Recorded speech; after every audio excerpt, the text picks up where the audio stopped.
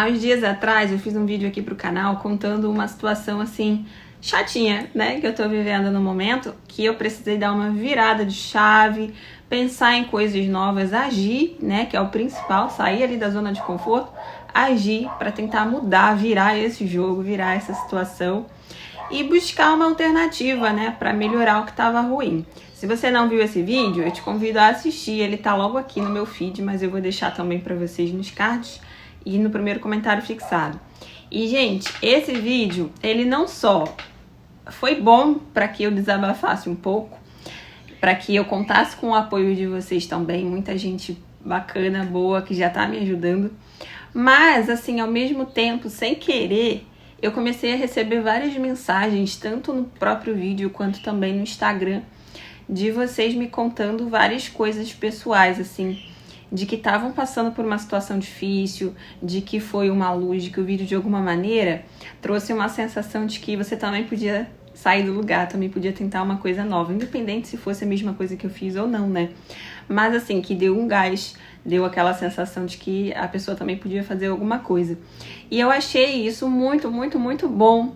Então eu pensei, bom, se eu tô aqui na internet agora, passando por um momento complicado, pode ser porque eu tenho alguma coisa para ensinar também, né? Então, no vídeo de hoje, eu decidi contar para vocês uma história que foi, assim, a mais difícil da minha vida, mas que, ao mesmo tempo, também me transformou em quem eu sou hoje, me amadureceu, me ajudou muito.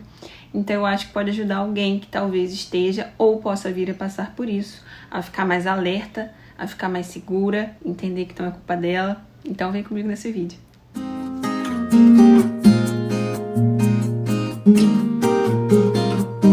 Hoje a gente vai se transportar no tempo, a gente vai lá para 2010, eu tava com 20 anos, foi final de 2009 na verdade para 2010, então de 19 para 20 anos, né, basicamente. Eu ainda não tinha dado um beijinho na boca, nada, gente, eu demorei, mas dá pra perceber, né, que eu tenho um jeito bem tímido, então assim, eu sou assim na vida real, tá, gente, eu sou mais mansa mesmo, sou quietinha. E eu tive dificuldade para me relacionar com amizades, com meninos, né? Porque eu era muito quietinha, muito, sabe? Tinha vergonha de falar para as pessoas, de olhar nos olhos das pessoas. E eu tenho isso até hoje. Quem me encontra na rua vai perceber que eu converso, de vez em quando eu dou uma tirada de olho. Às vezes até com a câmera eu faço isso. É uma timidez, sabe? Você não consegue encarar muito.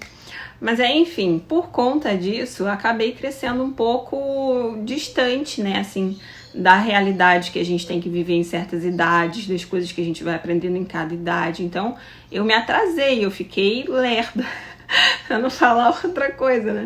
Fiquei burra, gente. Então, assim, quando eu cheguei aos 19 anos, eu tinha uma mentalidade de 14, 15, sabe? Aquela que a gente já sabe sentir as coisas, mas não sabe como lidar com os sentimentos. E aí, gente, eu comecei a sentir assim, poxa, eu tenho 19 anos, eu nunca dei um beijo. Eu preciso viver, eu preciso fazer o que as minhas amigas fazem. Mas como se eu não conseguia ser espontânea como elas, se eu não conseguia, sabe, sair à noite e ir pras festas como elas, assim. As poucas vezes que eu tentava, eu me sentia super deslocada, não me sentia feliz, não gostava da música que tava tocando, eu não gostava de beber. E eu não dançava, então eu pensava, gente, o que eu tô fazendo aqui? Quero ir embora. E aí, enfim, nunca consegui conhecer ninguém dos métodos tradicionais. Fui pra onde, gente? Internet. Fui conhecer alguém na internet, achando que assim seria fácil, conhecer o príncipe da minha vida. E olha o perigo, né? Olha, nessa época, gente, eu acho que ainda não existia Tinder, essas coisas que veio depois com o celular, né? Naquela época a gente nem tinha os smartphones, eram celulares só de ligação.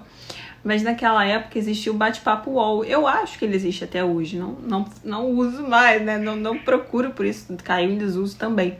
Mas talvez até exista ainda. Mas era bem famoso lá nessa faixa aí, né? Anos 2000. E aí eu lembro que eu entrei no bate-papo UOL. E já assim, nas primeiras conversas, por ser muito inocente, né? Eu comecei a achar que ali era... nossa, aqui eu vou encontrar o amor da minha vida, porque todo mundo fala comigo, todo mundo gosta de mim. É aquilo, né? Quando a gente tá carente, qualquer sinal, qualquer migalha de atenção que a gente recebe, pra gente é um mundo. E é aí que mora o perigo, né, gente? Porque a gente acaba, ficando sem guarda nenhuma, entregando, assim, todo o nosso coração de cara, tudo que a gente tem e a gente vai se deixando frágil, né? Por conta dessa fragilidade que primeiro é emocional, depois ela se torna uma fragilidade mental, uma fragilidade física, tá? Porque você fica totalmente à mercê de pessoas ruins. Mas aí, enfim, conheci lá o primeiro amor da minha vida, né? A pessoa que parecia ser perfeita e me falava tudo o que eu queria ouvir, que era o homem que eu tava esperando a vida inteira.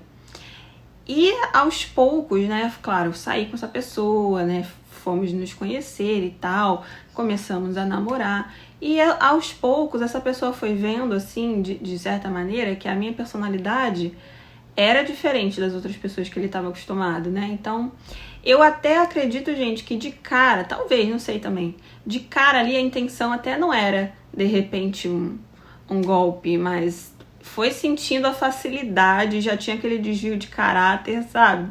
Não sei, às vezes a intenção já era desde o começo, mas eu acho que até demorou demais. Então eu acredito que de repente foi surgindo ali a possibilidade dentro de um coração ruim, né? Enxergando uma possibilidade tendo um coração ruim. E aí, enfim, gente, essa pessoa, ela começou a fazer comigo aquele jogo emocional, aquela coisa do, eu vou me afastar, você não combina comigo, sabendo que quando falava isso, eu entrava em desespero, eu ficava, meu Deus, ninguém nunca quis ficar comigo e agora tem essa pessoa e só tem essa pessoa, não tem outra pessoa, se não for ela, não vai ser mais ninguém. Você sente aquele pânico, sabe, aquele medo, assim, eu não posso ficar sozinha, eu não posso deixar ele embora. E aí começaram os joguinhos, né? De, eu queria tanto esse violão, mas eu não tenho dinheiro pra comprar esse violão. Você podia me dar. E aí, não, mas eu não posso te dar um violão. Cara, quer saber o que eu tô fazendo aqui com você? Por que eu ainda tô do seu lado? A gente não nasceu pra dar certo. E aí aquilo já vinha na minha cabeça. Não, eu vou comprar o violão. Eu posso comprar o violão pra você, eu vou comprar. E aí comprava o violão. Aí passavam uns dias assim, poxa, eu vi um tênis, eu gostei tanto daquele tênis. E, gente, eu tô falando assim, não pense que eu era rica, não, que eu nunca fui, tá? Mas, assim, eu sempre trabalhei desde cedo, tinha meu dinheirinho e eu não gastava comigo em nada. Nada, gente, eu não tinha vaidade. Eu era uma criança, como eu falei pra vocês, sabe? A minha mente era de 15 anos. Então, eu não tinha aquela vaidade de me cuidar e tal. Então, meu salário era assim, basicamente, eu dava ajuda em casa, que eu morava com os meus pais, e o resto eu guardava, sabe? Então eu tinha uma boa poupancinha até, né? Porque eu não gastava com nada, não ia a festas, não fazia o que as meninas faziam, que gastava dinheiro, não ia ao cinema, não saía, enfim, gente. Minha vida era assim, um hamster, né? Dentro da gaiolinha, só girando a rodinha e trabalhando. A minha vida era essa, um hamster. E aí, eu tô rindo agora da comparação, né? Mas é isso. E assim, esses joguinhos, sabe, iam rolando, acontecendo sempre. Era sempre a mesma história. Eu queria isso aqui. Não, mas eu não posso te dar agora. Acabei de te dar uma coisa. Cara, quer saber? Por que a gente tá junto ainda? Eu tô só te dando trabalho. E aí fazia você acreditar que ele de verdade se preocupava com você. E, eu tô do seu lado, mas eu tô te fazendo mal. É melhor a gente se afastar porque eu não tô trazendo coisas boas pra você. E aí, pum, se afastava. E aí eu ficava naquele desespero, né? Meu Deus, não, vamos conversar, fala comigo, já sei, olha, eu vou comprar aquele negócio que você queria, lembra? Aquela coisa, aquela televisão que você queria, não sei o quê. E assim, gente, foi rolando. Até que a pessoa se deu conta que ela poderia ter muito mais do que só alguns presentinhos. E aí o que eu mais lembro, assim, de marcante, porque graças a Deus as coisas ruins eu não fico me prendendo, assim, nossa, detalhe por detalhe. Claro que tem coisas que a gente não consegue esquecer, porque foram marcas intensas, né? Mas dentre várias coisas, o que mais me marcou foi um dia que ele pediu pra ficar com meu cartão de crédito. Porque ele falou assim, eu quero ir na loja comprar um relógio, no shopping comprar um relógio, mas tem que ser no cartão de crédito. Mas eu vou te pagar, eu vou fazer, acho que era uns R$300, digamos assim. Não me lembro bem. Eu vou fazer em tantas vezes, mas eu vou te pagar. Mas aí, eu preciso que você me empreste o cartão de crédito. Eu falei, não, mas eu vou com você. Não se preocupa, não precisa. É só você me emprestar o cartão de crédito. E aí eu fui emprestar. Na verdade, não era... era o cartão de crédito que servia também aqueles cartões múltiplos, né? Que serve no caixa eletrônico, serve como débito, essas coisas. Enfim, dava acesso à minha conta, né? E aí, pois bem... Um dia eu me lembro de estar caminhando, voltando do trabalho, recebi uma ligação dele, né? Dizendo assim, amor, que dia que é seu aniversário mesmo? E, gente, foi a primeira vez, assim, que alguém se importou de saber a data do meu aniversário. E isso ainda me machuca quando eu conto, porque poxa, é a maior inocência, eu acho que da minha vida já foi naquele momento. De eu pensar assim, caramba, ele vai me dar um presente no meu aniversário. É a primeira vez que alguém se importa em saber a data do meu aniversário. Mas enfim, eu lembro de ter respondido, é tal do tal, é data tal, tal. Você tem quantos anos mesmo? E eu não me dei conta na época, mas talvez vocês aí já estejam se dando conta. Ele estava calculando o ano para ter certeza da data de nascimento completa, porque é um dado que a gente precisa para fazer algum tipo de transação no caixa eletrônico. Eu acho que vocês já estão matando, né? Enfim, gente, eu passei então o dado que faltava para ele. O restante ele tinha com ele no cartão, né? E nesse mesmo dia ele foi ao caixa eletrônico e contratou um empréstimo, que a gente chama de empréstimo automático, que é na sua conta bancária. Eu não sei até hoje por que razão, gente, mas o banco liberou um valor alto para mim. Era meu primeiro emprego, eu ganhava um salário mínimo, digamos aí, de uns R$500 na época, né? Estamos falando de 2009, 2010. E mesmo assim o banco liberou um valor alto, né, para empréstimo. Na época era um valor de 10 mil, o que era muito dinheiro, gente. O salário mínimo era R$500, né?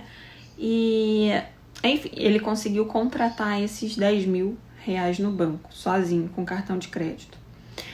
Com um mês depois, ele não se afastou de mim, tá? Ainda continuava ali e tal. Com um mês depois, veio o primeiro desconto. E eu tomei aquele baque no meu salário, né? Que foi aquele primeiro descontaço. Tipo assim, 30% do meu salário não apareceu. E eu, o que aconteceu? E aí, quando eu fui ver, tava o desconto lá no extrato, né? Do crediário automático. Acho que é isso que chama, crediário automático.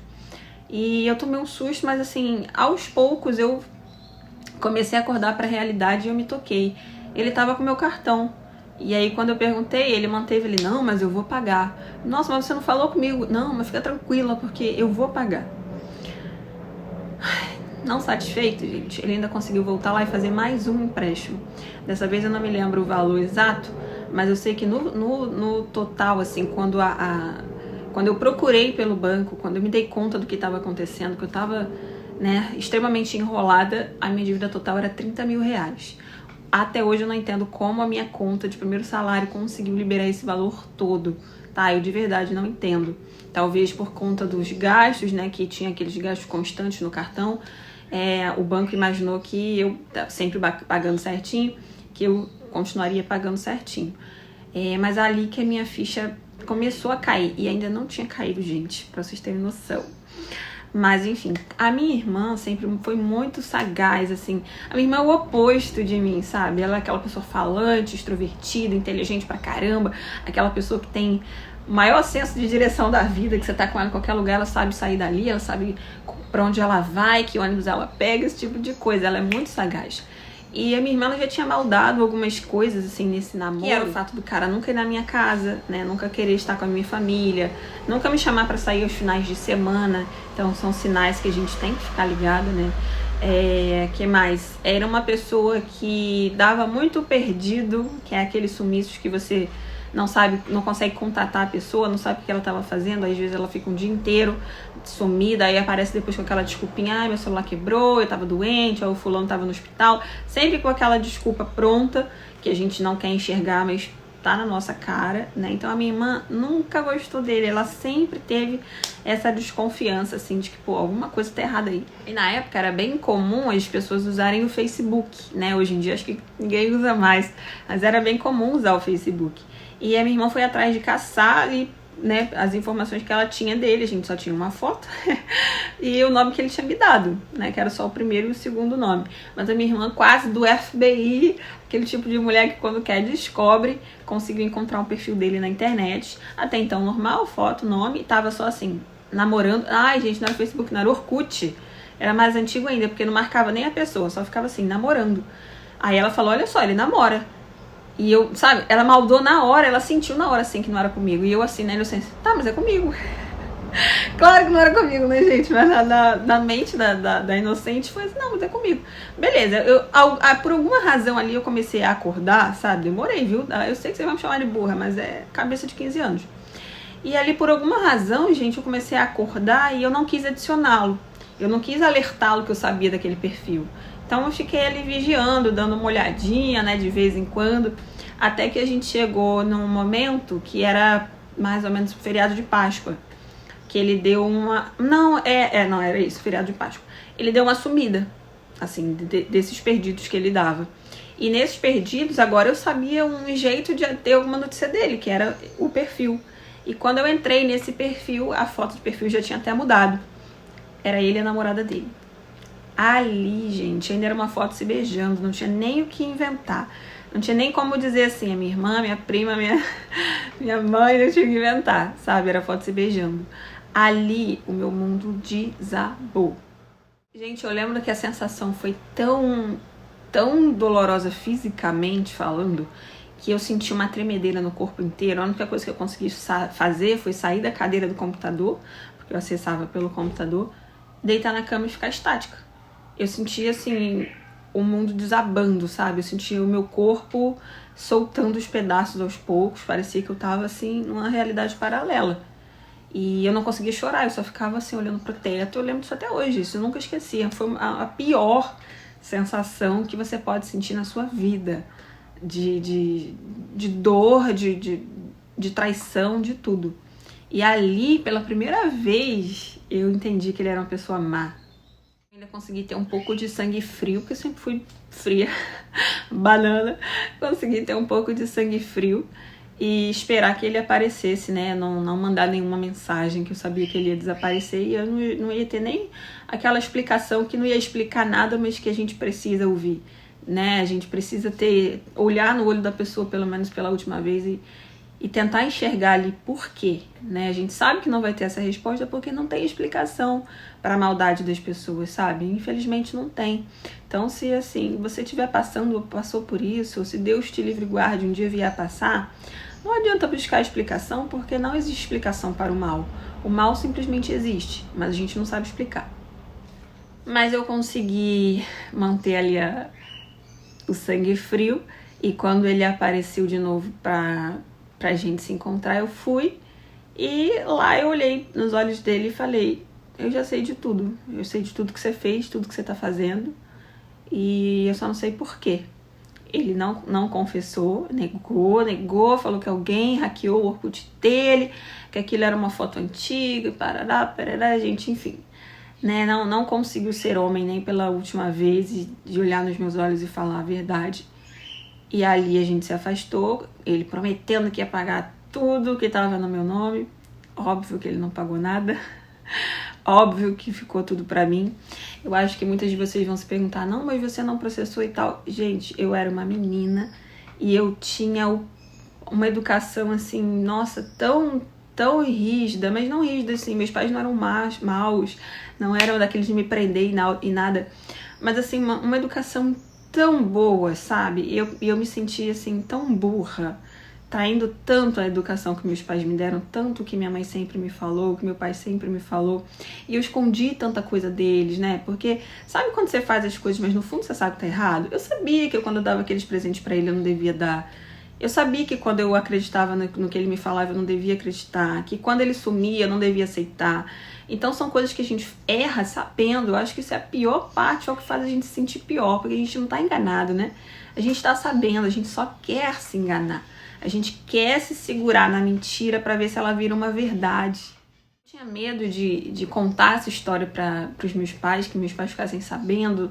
Então eu falei assim: eu vou dar um jeito nisso, eu vou pagar tudo isso e vai ser uma página que eu vou passar por cima. E foi o que eu fiz, sabe, gente? Eu nunca quis contar nada para ninguém. Claro que com o tempo, com os anos, quando eu tava forte de novo, né, eu consegui contar, até porque eu não dei conta de pagar a dívida toda na época, então meu nome sujou, a SPC começou a ligar lá pra casa, e aí não dava mais pra esconder. Eu fui até onde eu pude, né, eu segurei até onde eu consegui pra pagar aquela dívida, mas chegou um momento que realmente não dava. Como eu falei pra vocês, eu até hoje não entendo, foi um valor absurdo.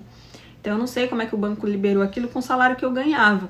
E aí Deus foi tão bom, sabe, gente, que com pouco tempo depois eu consegui um emprego melhor, que eu ganhava melhor, e aí eu consegui ir pagando. Enfim, gente, foi muito difícil, foi uma fase que eu passei sozinha, que eu enfrentei sozinha. Então isso foi mais difícil ainda. Foi a primeira porrada, assim, da vida me mostrando que não era um mar de rosas, que além da gaiolinha de hamster tinha muita gente ruim, Tinha muita coisa que eu ia ter que aprender a lidar, a enfrentar e a mudar, né? Que isso é o principal. Porque não adianta de nada a gente passar por todas essas coisas e a gente não tirar aprendizados, sabe? Então, assim, nos próximos relacionamentos, é óbvio que eu tava muito mais fechada. Que quando eu sentia o mínimo ali de abuso, de sensação de alguém tentando me, né, tirar alguma coisa de mim, é claro que eu tava muito mais inteligente nesse aspecto. Porém, claro, você já tem até outra história aqui no canal, de um tempo depois também passei por outra relação abusiva, mas aí foi um abuso mais emocional, né, e não financeiro. Eu não tinha mais essa... Eu já tinha, aliás, essa manha de verificar, então eu me afastava de pessoas que eu sentia que queria algum tipo de aproveitamento ali financeiro, né? Pelo menos nesse ponto eu amadureci. E deixa eu fazer um jabá da minha lojinha, porque hoje eu tô usando o Feeling, me deu vontade de usá-lo. Por quê? Porque ele ainda é o meu perfume favorito da Rinodê. Muita gente não sabe, mas ele já foi meu perfume favorito da vida. Depois eu até substituí, né? Vieram outros perfumes, outros amores. Mas o Feeling, gente, já foi minha assinatura olfativa por muito tempo. É um dos meus perfumes mais usados da vida, com certeza, que eu já sequei mais frascos. E eu acho o Feeling, esse é o tradicional, tá? É o Feeling que a gente chama de Feeling dourado. Eu acho o Feeling o perfume, assim, mais feminino e gentil, sabe? Sabe o que é um perfume gentil, gente? Ele é um perfume que não agride ninguém, ele é delicado, ele é um docinho muito gostoso. Não acho ele enjoativo em hipótese nenhuma, embora ele tenha um cheirinho de doce de leite. Nossa, enfia ele no nariz. Ele tem um cheirinho de doce de leite, mas eu não acho que ele se torne enjoativo. Ele me lembra um doce de leite com coco, mas vocês não vão acreditar que ele não é enjoativo, mas não é, porque ele tem um floral, ele tem um toque de flores delicadas, e ele tem uma sensação assim que é altamente feminina, que lembra um cheiro de mulher romântica, de mulher meiga. E eu conto até todas as vezes que eu falo sobre ele, que coincidentemente, todas as vezes em que eu fui pedida em namoro, eu tava usando o Feeling. Porque justamente eu ia encontrar as pessoas que eu gostava, né? E eu usava o perfume que eu achava mais top, assim, que as pessoas iam amar e iam gostar de sentir em mim. E sempre recebi muito elogio com o Feeling, sempre, tá? Quem me abraçava, os meninos, quando eu namorava, assim, sempre adoraram esse perfume. E aí eu brinco que ele é o meu perfume pega marido. Só não marido que eu nunca casei, mas é um pega namorado. Ele é meu perfume, assim, oficial de namorar, né? Não tô falando daquele momento, não, gente. Tô falando de encontrar, de sair, passear. Tá? E tem o Feeling na versão canetinha, se você quiser conhecer lá na minha lojinha, tá? O link tá aqui na descrição, no primeiro comentário fixado também, porque agora eu sou consultora Rinodê, então você pode comprar os produtos da Rinodê direto na minha lojinha. Entrega pra todo o Brasil, parcela em 6 vezes sem juros. Dá ainda pra vocês ganharem 5% de desconto na primeira compra, é só cadastrar o e-mail e tem lá 5% de desconto, tá? E aí vocês podem conhecer as novidades. E tem o Feeling assim, no frasco grande, e tem ele na versão caneta também, se você quiser conhecer. Mas enfim, gente, o que eu quero que a gente aprenda? Eu digo a gente porque sempre é tempo de relembrar e reaprender, né? Porque às vezes a gente apanha e pouco tempo depois a gente esquece e tá apanhando de novo. Então é sempre bom a gente lembrar dessas coisas. Não se submetam, não aceitem relações que as pessoas querem alguma coisa de você, querem que você faça alguma coisa por elas, em troca de estarem perto de você, com essa chantagem emocional, sabe? E muito cuidado com encontros de internet, pessoas que vocês encontram na internet, principalmente se vocês já são mais maduras, independentes, porque como é que a gente chama assim, é o alvo, né? É o que as pessoas mais buscam, são as pessoas carentes, as pessoas frágeis, as pessoas sozinhas, né? Que moram sozinhas, que eles sentem ali aquela facilidade de adentrar no teu mundo, no teu universo, de comandar a tua mente, de fazer essa chantagem emocional, de fazer acreditar que vai mudar a sua vida, vai transformar a sua vida. E eles realmente transformam a nossa vida, né? Mas não é pro bem, tá? Então assim, gente, que sirva de alguma coisa tudo que eu passei. E hoje, graças a Deus, uma página virada e superada, somente um aprendizado, não foi dos males o pior, poderia ter sido pior até, quem sabe, né? Então, assim, hoje eu agradeço a Deus, agradeço a minha irmã também, que na época eu fiquei com muita raiva dela. Aí se não fosse por ela ter me colocado a pulguinha ali atrás da orelha, né, sabe-se lá até que ponto eu ia aceitar viver esse tipo de situação, nesse tipo de chantagem, de abuso. Então foi isso, tá? Eu espero que isso tenha ajudado alguém de alguma maneira e que se você já passou por isso, né? Eu desejo do fundo do coração que você já tenha superado ou que você supere o mais rápido possível. E é só você lembrar que não foi só com você, não é porque você é diferente de todo mundo, não é porque você é burra, não é porque você é má, é só porque você tem um coração puro, sabe? Você é inocente, você estava precisando de repente passar por isso. Tudo que acontece na nossa vida tem uma explicação.